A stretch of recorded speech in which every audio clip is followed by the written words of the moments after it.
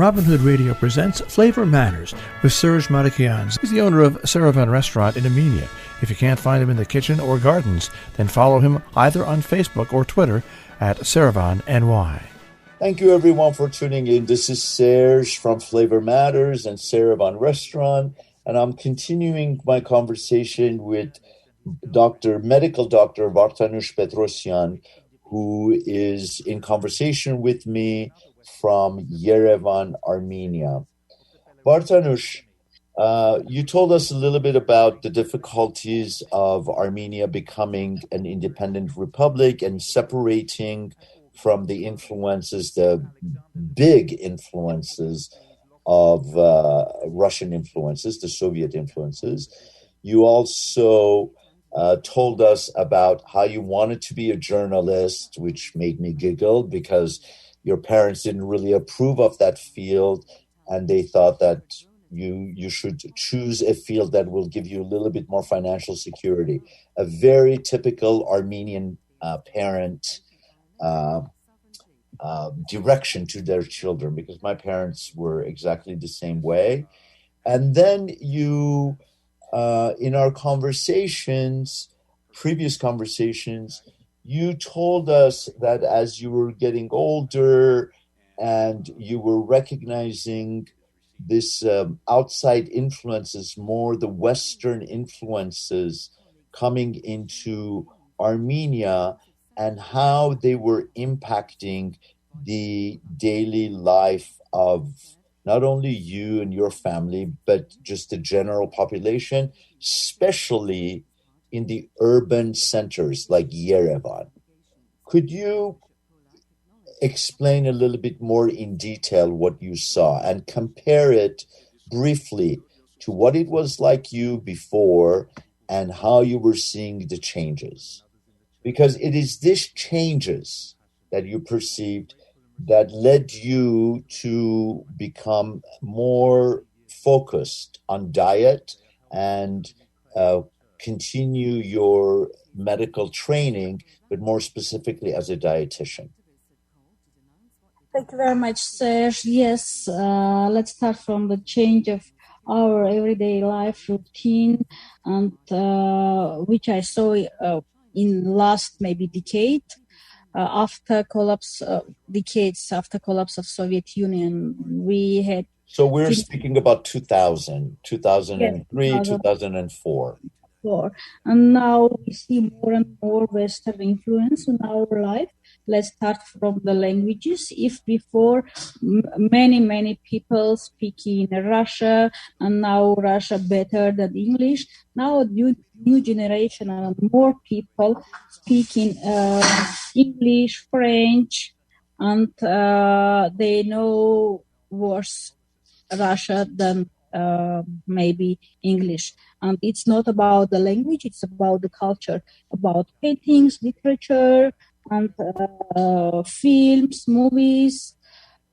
And I must interject as well, not only the cultural aspects, but the Armenians that I met, young Armenians, we're talking, men and women in their early 20s, were very well aware of not only the politics of Europe and the United States, but also the politicians themselves, which yes. A lot of Americans are unaware of the politicians. Some Americans don't even know who the president is.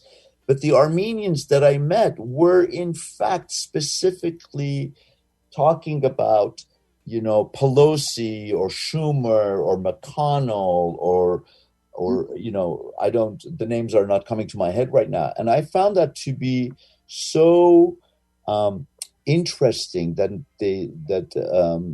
they know and follow the development, the political developments in the U.S. Absolutely agree with you. Absolutely, because now we can see also this influence, Western influence also on the name of newborn children. Before we had a lot of Russian names given to newborns, but now we have very few Russian names, maybe for those special cases where grandmother or grandfather have some Russian name. We now have many Western names, newborns, than before. That's interesting. Yeah. So let's go back to what you perceived about the everyday life and how your eating habits and very interesting question. Yes, because how it began to change. Western that you saw as a medical doctor in your own field, especially in the urban centers. The situation changing very, very rapidly, and we see the Western influence and this globalization influence to our and what we eat, how we eat, where we eat, how much we eat. And if before we had very high consumption of traditional Armenian food, now we have high consumption of fatty, salty, sweet Western junk fast food. And we have a very sad consequences of this, like a high percentage of obesity children. During my maybe 10 years of my professional life, I see in my patient as well, and you can see in the street of Yerevan as well. And we did, according last researches, in Armenia, we could see how maybe twice the number of obese and overweight children increased. And this is linked with how they eat and what they eat. And what is the interesting that families with mothers with high educational level are more frequently have children with obese and overweight. And why do you think that is? Especially in urban area, I think because the mother who have money, they have no lack of time to cook themselves, and also they have for those families, junk food and fast food are more available. Also, I don't know how in the situation in Armenian families in US, but in Armenian families, children are fussy eaters. So they eat what they want and nobody can make them eat the healthy food. If the children want to eat only Coca-Cola and drink Pepsi-Cola, no grandmother, neither parents can force him or her to eat healthy food. Well, that's the new generation. The new generation is very difficult to be directed. Yes. They will need to be directed. But Vardanush, I mean, you mentioned about the traditional Armenian cuisine and then how various restaurants have opened up. All sorts of restaurants have opened up in especially in Yerevan, and fast food has become very easily consumed, and it's also fairly inexpensive, just like in the U.S., and very high in calorie. And the big difference that you didn't mention that I want our listeners to understand is that the traditional Armenian cuisine, the food that we eat, is very healthy. It's a lot of vegetables, a lot of grains, a lot of greens. I mean, you cannot sit at an Armenian table without abundance of fresh herbs and greens. And meat is a big part. Pork and lamb and beef are a big part, but they're not a huge part. And Armenians do not eat like we in the West, where we make a plate and it's mostly protein, a little bit of vegetables, or maybe a little bit of starch. It's in fact a lot of grains, a lot of vegetables, a lot of herbs, and some meat. And bread is a big part of the Armenian diet. And you use this sourdough lavash or sourdough whole grain bread, which is unfortunately is losing in our modern life. I didn't understand. Could you repeat that, please? Yes, so sorry. I'm speaking about this whole grain sourdough bread, which is the treasure of traditional Armenian cuisine. this sourdough bread and lavash, which is lost now, unfortunately, from our tables. Really? You think lavash bread is now lost from the Armenian tables? Lavash now is available, but this available lavash is made from proceed flour, from white flour, no whole grain, and it's made with yeast not sourdough. Yes. I understand now what you're saying. Before, just so our listeners understand, the dough was naturally allowed to ferment. There was no yeast used before. And always when you made the dough, you always kept a little bit of the old dough. You could use that dough to ferment the new batch of the lavash dough that you make. But in the urban centers, not only is it not whole wheat, it's white. And instead of the older fermented dough to be used as the riser, as the fermenter, we use yeast. Did I summarize it correctly? Thank you very much. Yes, absolutely correctly. And we have about 5 minutes left. In the previous conversation, you mentioned that you wanted to be a journalist. And but then you chose, at the direction of your parents, to become a doctor. But then when I look at your CV, your resume, and after my conversations with you, and I look at all the projects that you're involved in, you have surely and certainly kept your journalistic mind, where you perceive and you try to understand what is happening, and you're combining it with your medical profession and your diet profession, and you're putting it into use in very different ways. Could you tell us that a little bit? Yes, you are right, and I was even a host for TV program. So for 1 year, it was very interesting experience.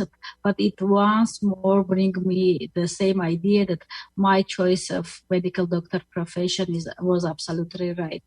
So and during my profession, I use these journalist skills to speak with population, to speak with people, to explain them what is going on the same language, and I do very often research for them. I had very active Facebook page, and I use my all skills maybe and wishes to to write or to share something with them.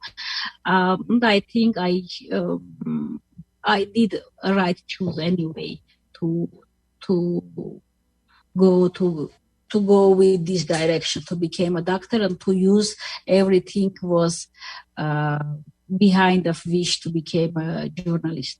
And I need to also say that you were crazy enough to open up a restaurant. I have a restaurant, and I know how much work it is. So in addition to everything that you were doing, you decided that you will open a restaurant which will focus more on traditional foods and healthier food. And it was a huge success. Tell us a little bit about that. It was great, the idea, but it was the very really difficult time. People thought that healthy food is not healthy, is not tasty, it's boring, it's expensive, it's not interesting. And I just opened this restaurant to come with the idea that health is very tasty, is very well affordable, and it's beautiful and delicious. And I think I did it. And how long did you have it? Was it in Yerevan? And how did you decide or measure its success? Because when we spoke earlier, you were very proud of its success. From the business side, it was very successful. because I sold on the second year. We opened the second one. From business side, it was very successful. From the customer side, it's also very successful. I very often met people in the street. They asked me, "Oh, Vardanush, where is restaurant? Why it's closed? We missed it. Why will you open the new one or no?" And I often get this kind of messages or emails even. So everyone remember this place with warm feelings. So I think we succeeded. Of course, the main success is that it was the first one in the Yerevan, and after that we had many new opened healthy restaurants and cafes. Vardanush, it's fascinating because I see that your life in Yerevan has taken many turns, but you have been able to bring all of these turns into one goal. And I would venture out to say that you're not only a doctor, you're not only a journalist, but you're also an activist. All the actions that you have taken are an action as an activist for the betterment of life in Armenia, a country that's your home country and you love. I would love to continue on that note on our next segment, so I hope that you can stay with us. We're coming to a close for this one. Thank you very much for tuning in. I've had the pleasure of being in conversation with Dr. Vardanush Petrosyan, who's joining me directly from via Zoom from Yerevan, Armenia. Flavor Matters is a joint production of the Yerevan Restaurant and Robin Hood Radio. For more information on the Yerevan Restaurant in Armenia, New York, yerevan.com on the web.